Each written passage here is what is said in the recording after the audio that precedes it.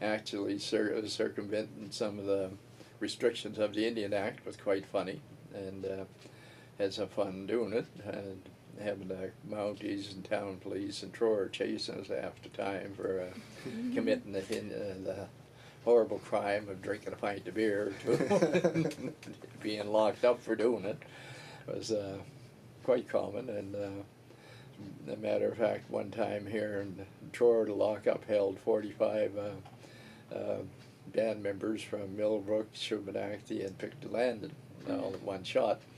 And that was quite funny because Raymond Coke was in the lockup at the time. He had locked up for an alcohol-related offense under the Indian Act. And the jailer, Roddy Frazier, sent Raymond out to burn some trash, and the trash burn got a little out of hand, and a great big black cloud of smoke went up in the air. And that night, all of a sudden, people come arriving in there, 45 strong, and Roddy told Raymond, "I'll never get you to send burn trash again. You sent out smoke signals to all the different communities."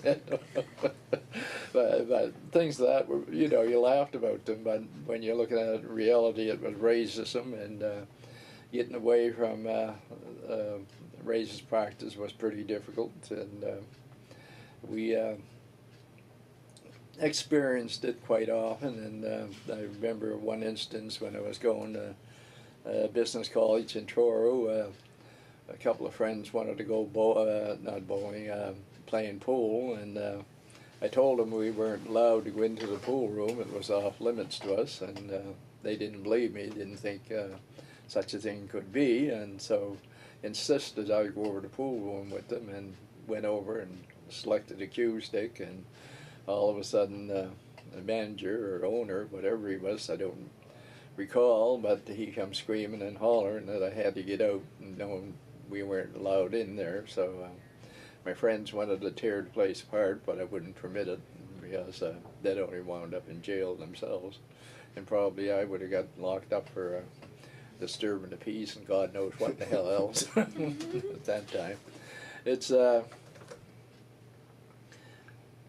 that's the kind of racism that you know, was prevalent for a long, long time in this neck of the woods, and some of it lasted right up until the 1990s. I remember one instance when I started the Confederacy of Mainland Mi'kmaq here in Millbrook and set up office here.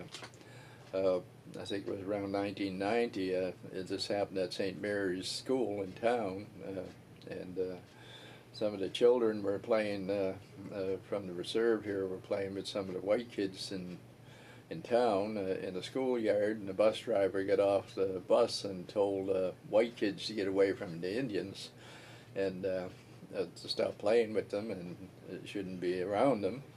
And he was quite obnoxious. And then the mother of one of the children came in to see me in my office and told me what happened, and I became quite outraged and decided that he would no longer be employed by the school board, and got on the phone and did what was needed, and they tried to placate me by saying that they would suspend him for a few days, and I told them no, suspension wasn't in the cards. I wanted him fired, and because of that kind of attitude he had, and I didn't think it was proper for him to be openly discriminating against kids.